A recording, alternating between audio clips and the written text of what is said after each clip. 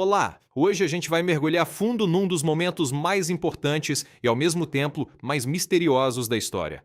Vamos falar sobre aquelas horas cruciais logo após a morte de Jesus. A história começa com um fato concreto, indiscutível. Jesus morreu. Só que o que aconteceu logo depois, naquelas horas seguintes? Bem, isso é um dos maiores mistérios de todos os tempos. Para a gente poder entender a dimensão desse mistério, primeiro a gente precisa voltar um pouquinho, sabe, relembrar o que foi visto, o que todo mundo testemunhou ali na hora. Vamos lá. Depois de muito sofrimento, Jesus entrega o Espírito. O corpo dele é retirado da cruz e em seguida colocado num sepulcro.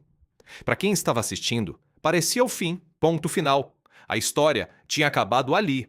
Mas é aí que a coisa muda. A história não termina ali. Muito pelo contrário. É exatamente nesse ponto que a parte mais profunda e inacreditável dessa narrativa toda começa a se revelar. E aqui a gente chega no ponto central, esse intervalo. Esse tempo que ficou como que suspenso no ar, entre o último suspiro na cruz e o amanhecer do terceiro dia. Foi um período de silêncio total, de espera e de um mistério profundo. Pensa bem, para os seguidores era um momento de dor, de desolação, de esperança perdida.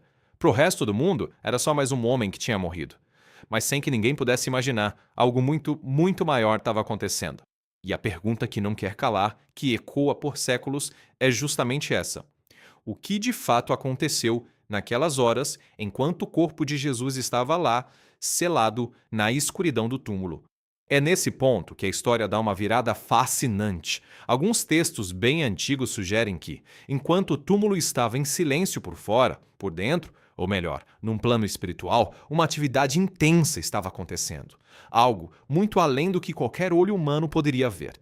Existem interpretações que dizem que Jesus desceu ao lugar dos mortos. E olha, não se trata daquela imagem de inferno com fogo e enxofre. A ideia aqui é outra.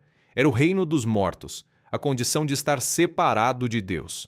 Mas é aí que está o grande paradoxo. Ele não desceu lá como um derrotado, como mais uma alma que foi aprisionada pela morte. Pelo contrário, a chegada dele ali é interpretada como um ato de triunfo, um ato de um grande vencedor. Esse momento representa uma coisa gigantesca. Foi uma vitória sobre o pecado, uma vitória sobre a própria morte e, no fim das contas, uma vitória sobre tudo aquilo que parecia ser definitivo, sem volta. Era como uma proclamação de que nem a morte tinha a palavra final. É como diz aquela frase, enquanto o mundo inteiro achava que tudo tinha acabado com o corpo trancado numa tumba, nos bastidores do universo espiritual, uma reviravolta épica estava sendo preparada. E toda essa preparação silenciosa, que estava rolando no plano invisível, estava prestes a invadir o mundo físico de uma forma espetacular, levando ao clímax de toda essa história. E então chega o terceiro dia. Exatamente o período que havia sido profetizado, o momento da grande virada. A pedra que selava o túmulo é removida e o túmulo está vazio. Era a prova física, concreta, de que aquilo que aconteceu no silêncio teve um impacto estrondoso na realidade. Jesus ressuscitou. Uma declaração simples, mas com uma força avassaladora, que se tornou a base de uma fé que alcançou o mundo inteiro. Certo. Então, o que a gente pode tirar de lição desse período de quietude? Qual é o verdadeiro legado que esses eventos silenciosos deixaram? A mensagem fundamental é esta: a morte não foi o fim.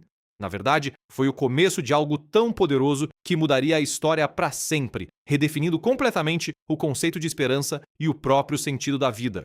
E talvez o detalhe mais impressionante, mais inacreditável de toda essa transformação cósmica é que tudo isso, o momento mais decisivo da história, a vitória sobre a própria morte, aconteceu no mais completo e absoluto silêncio.